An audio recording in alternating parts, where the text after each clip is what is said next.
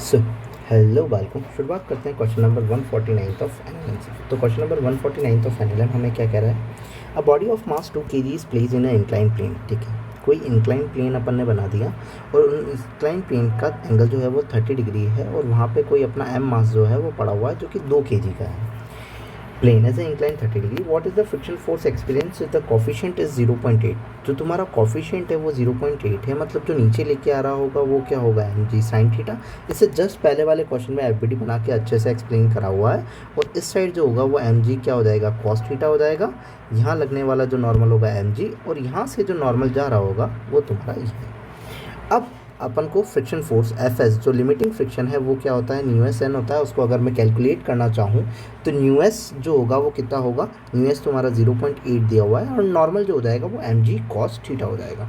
M G cos theta के लिए M G तो 20 हो गया और कॉस थीटा कॉस 30 की वैल्यू का अगर बात करें तो वो हो जाएगा √3/2। तो इसे कैंसिल आउट करने पे 10 हो जाएगा एंड ये कैंसिल आउट करने पे भी क्या हो जाएगा 8।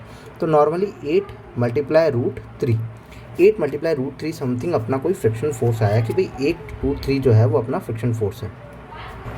सो मल्टीप्लाई करके देख लेते हैं कि ये एक्चुअली है, वैल्यू है कितनी। तो 8 मल्टीप्लाई √3, तो ये आ जाएगा 13.85 समथिंग।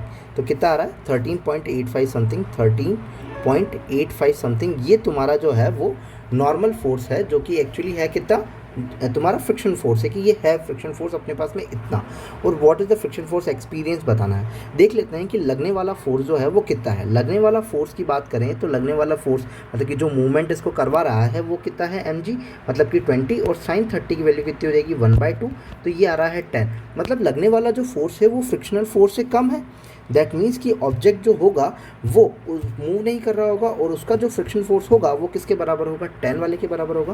ये ज़रूर ध्यान रखना कि लिमिटिंग फ्रिक्शन जो होता है अगर उससे ज़्यादा होता है तो काइनेमेटिक फ्रिक्शन आता है, अगर नहीं होता है उससे ज़्यादा, मान लो कि लिमिटिंग फ्रिक्शन तुम्हारा 13.85 है जो कि एक्चुअली ज़्यादा है किससे, 10 से, तो लगने वाला फोर्स जो है वो कम है।